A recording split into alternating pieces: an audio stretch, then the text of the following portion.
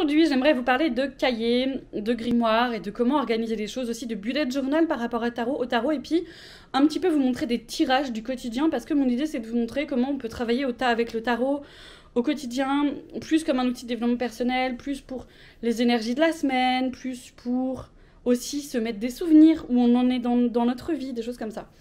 Première chose assez factuelle, moi j'adore ces cahiers qui viennent de chez Paper Blank. Alors vous en verrez parfois en promo sur Amazon, même si Amazon c'est le mal, et cette marque là est géniale. Alors il y en a des différents, là vous voyez il y a une petite enveloppe à la fin de celui-ci, et lui vous pouvez voir qu'il est tout blanc et il se ferme avec des petites choses, donc ça c'est Paper Blank, soit Amazon, soit la Fnac ou des choses comme ça. Lui en revanche il a des traits, donc ils sont pas tous pareils. Il a quand même une petite pochette à la fin et ça existe aussi en agenda, ces trucs là. Aussi en termes de matériel, moi j'ai une trousse que j'aime bien utiliser parce qu'elle est organisée, et puis j'ai des petites choses comme ça. Ça, la marque c'est Midori, c'est une petite règle avec des petits pochoirs, j'adore ce truc, c'est juste génial pour faire des petits froufrous, des petites choses, des petites machines. J'adore ces crayons là. Ça c'est la marque Paper Mate de Flair ou je sais pas quoi, je sais pas quelle est la marque de ce truc. Ça fait des petites fleurs, j'aime trop. Enfin voilà, donc j'ai ma petite trousse, j'ai mes petits carnets. Ça par exemple c'est vraiment mon carnet du quotidien de tous les jours. Alors il a des pages blanches comme ça, je m'organise comme je veux. Et puis c'est le nouveau de cette année, donc je change une fois de temps en temps. Voilà, mais j'organise, c'est vraiment pour le quotidien, ma to-do list, ce que je vais faire, ce que je dois préparer et tout. Et ça, c'est plutôt celui où j'écris des petites choses sur, on va dire, des souvenirs, où je mets des tirages avec un jeu de cartes. C'est celui où j'écris des choses un peu plus intimes. C'est pas forcément le quotidien, c'est plus j'ai fait des soins, j'ai fait ci, j'ai fait ça. Donc pourquoi utiliser des carnets? Bah franchement, moi ce que je kiffe vraiment, c'est justement pouvoir utiliser des carnets pour connaître un petit peu où on en est dans la vie, pour savoir où on en est, où on en était il y a un an, qu'est-ce qui s'est passé dans notre vie il y a 2 mois, et quel était notre état d'esprit. En fait, je trouve que ça, c'est passionnant. Parce que franchement, des fois, on se rend pas compte de la manière dont on avance dans la vie. On a peut-être pas tout, hein, mais on peut avoir comme ça un peu l'impression de stagner, l'impression que les choses n'avancent pas, tout ça. Et avoir un carnet où on parle de sa vie, où on se fait des petits tirages, où on dit on en est là, bah moi ça m'aide vachement en fait à voir où j'en étais et mon avancement dans la vie et les choses, tu vois, que je pensais avant et que je pense plus et tout ça. Ça m'amène à vous montrer mon cahier d'exercices de tarot et d'autres choses. Donc d'un côté c'est plus sur l'astrologie, la numérologie, c'est plus... Voilà, ça c'était les trucs sur l'astrologie. Donc ce côté-là aussi, il y a les plantes. Enfin, c'est des choses que j'ai retenues. Des sabbats, les bougies, les couleurs des bougies. Enfin voilà, c'est toutes les choses comme ça que j'ai notées. Avec ma petite prière d'amour. Et de l'autre côté, c'est mon carnet de tarot. Où je note tout sur...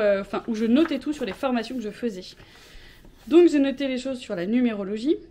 J'ai noté des tirages, par exemple celui-là je le fais encore. Moi je fais des tirages assez simples dans mon quotidien justement, et même en vrai quand les gens viennent me voir pour faire des tirages de cartes, je fais des tirages très simples.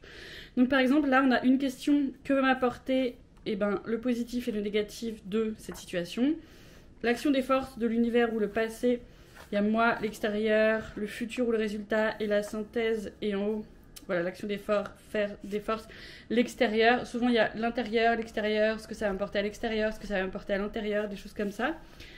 Un tirage où c'est la source du problème, la leçon du problème et la solution du problème. Enfin, voilà. Dans ce cahier, j'ai écrit tout ce que j'ai appris. Donc ça, par exemple, c'est ma page sur les pages, sur les valets. Ça, c'est sur les chevaliers, les reines, les rois.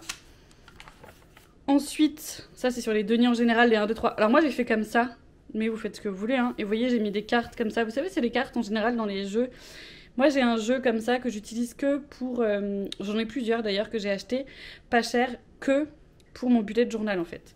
Donc ça c'était tout ce qui avait en rapport avec les deniers, ça c'est tout ce qui était en rapport avec les coupes. Le 1 de coupe, le 2 de coupe, le 3, le 4, le 5, le 6, le 10. Les bâtons, les épées. Et ensuite ce que j'ai fait, c'est que j'ai mis des vraies cartes pour apprendre vraiment. Et en fait, ça, c'était mon premier jeu de tarot. Je sais pas si vous savez. Mais en fait, c'était un jeu, vous savez, je devais avoir genre 12 ans. Et c'était un jeu, tu allais au bureau de tabac et en fait, tu prenais le premier numéro et tu t'abonnais. Et tous les mois, tu recevais un nouvel arcane et des nouvelles choses dessus. Et comme ça me passionnait, bah voilà, j'avais acheté ce jeu. Mais comme, pour moi, il est important, puisque c'est mon premier tarot. Et ça me fait rire parce que c'est ma maman qui était à fond avec moi, qui me suivait, qui était là, oui, t'as trop raison et tout. Et voilà, il y a un côté assez sentimental pour moi avec ce jeu-là. Et du coup, j'avais besoin de le garder comme ça. J'avais besoin que ce soit un peu la base, la source de mes apprentissages. Et ensuite, j'ai écrit. Donc, vous voyez, j'ai pas du tout fait des choses jolies dans celui-là. Parce que c'est vraiment quand j'ai besoin d'apprendre quelque chose, et ben, boum, je le note là. Et peut-être qu'un jour, je décrocherai et je referai tout en beau. Je sais pas, parce qu'en même temps, je suis assez contente, voilà, de ça, de ce carnet. Donc, j'avais envie de vous en parler parce que vous pouvez, par exemple, faire ce qui est négatif d'un côté, ce qui est positif de l'autre. Vous voyez ce que je veux dire? Ce que vous ressentez quand vous méditez avec, des choses comme ça. Ça peut être intéressant. Je voulais vous montrer ça pour vous dire que ça dépend... Enfin, moi, je sais que je suis très, très, très cahier, carnet, tout ça. Très, très, très note. Mais si c'est pas votre truc, bon, bah, c'est pas votre truc. Mais voilà. Ensuite, j'avais envie de vous parler, alors, de tirage possible. Un petit peu comme ça que j'ai trouvé dans différents jeux. Par exemple, ici, c'est le Animal Spirit Guidebook qui propose... ça, c'est vraiment le tirage de base. Le passé, le présent et le futur, donc 1, 2, 3. Ça peut être génial pour faire, avec votre bullet journal, votre tirage du mois, par exemple. Les énergies du mois d'avant, les énergies du présent et les énergies du mois futur. Ça peut être vraiment intéressant. Ensuite, il y a d'autres tirages très très intéressants. Il faut savoir que quand il y a des tirages comme ça, en général, c'est toujours le 1, la carte qui est droite, le conseil, la ressource, le positif et la carte qui est en blocage, le négatif. Donc le positif, le négatif. Vous trouverez aussi ça dans le début du tirage de la croix celtique, qui est un tirage qui est très très très connu, répandu. Vous tapez tirage de la croix celtique, vous le trouverez. Moi, je vais pas forcément vous donner des tonnes et des tonnes de tirages à faire, dans le sens où il y a tellement de choses, des ressources et tout ça. Après, on pourrait faire des challenges ensemble, ça peut être sympa, genre un tirage par jour ou des choses comme ça. Mais moi, je suis pas très quelqu'un de très assidu, honnêtement. Et je fais vraiment les choses quand j'ai envie et besoin, et pas quand c'est le moment pour l'extérieur. Par exemple, pas forcément à la pleine lune ou à la nouvelle lune, je fais plutôt des choses quand je ressens le besoin. Donc, par exemple, ça va être toi. Le 2, ça va être l'autre.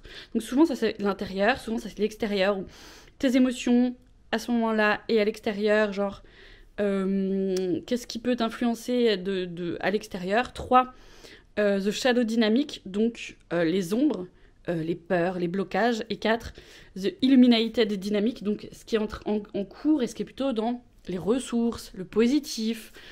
Donc ça, c'est des tirages que je fais tout le temps, que j'adore. C'est pour ça que je voulais vous en parler, parce que ça peut être des super tirages de tous les jours. Ensuite, dans ce livret-là, dans tous les livrets, vous verrez, il y a des tirages. Donc c'est pour ça que, pour moi, les tirages, c'est pas trop... ça vaut pas le coup d'en faire tout un truc, parce que faut vraiment que vous trouviez celui que vous aimez, vous. Là, c'est 1, la situation, le passé, 2, le challenge, le présent, ou 3, le message et le futur. Donc, c'est 2 propositions, en fait, assez basiques.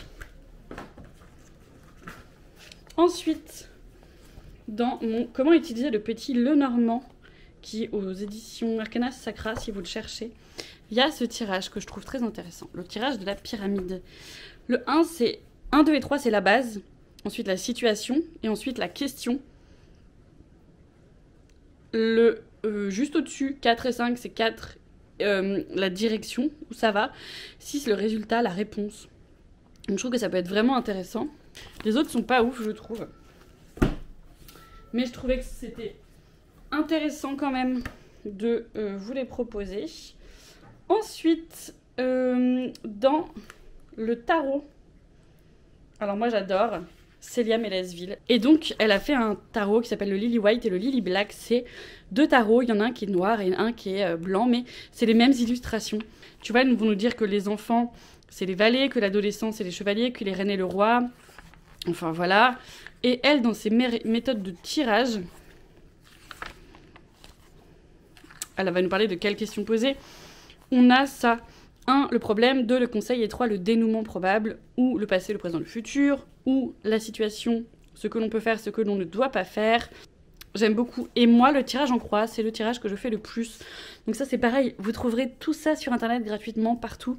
C'est un peu les choses de base. Alors le 1, c'est ce qui est favorable à la question. Le 2, ce qui s'oppose. 3, la force sur laquelle vous appuyez. 4, le résultat possible. Et puis 5, la synthèse. En additionnant toutes les autres cartes. Donc voilà, ça c'est plutôt intéressant. Un tirage que j'aime bien faire une fois par an, moi, personnellement, c'est le tirage des 12 maisons. Donc je ne l'ai pas noté, mais je l'avais mis sur mon Instagram, donc vous le trouverez sur mon Instagram. Voilà, donc mon idée avec cette petite vidéo, c'était juste de vous expliquer que vous pouviez faire un bullet journal, un peu de développement personnel pour faire des petits tirages du jour, des petits tirages comme ça, avoir un jeu où vous questionnez les choses, où vous collez pour apprendre ou pour le développement personnel, pour le quotidien, l'énergie de la semaine, l'énergie du mois, et puis ça permet vraiment d'avancer personnellement, je trouve, sur ce qu'on veut plus. Et c'est un chouette outil de développement personnel, vraiment. Voilà!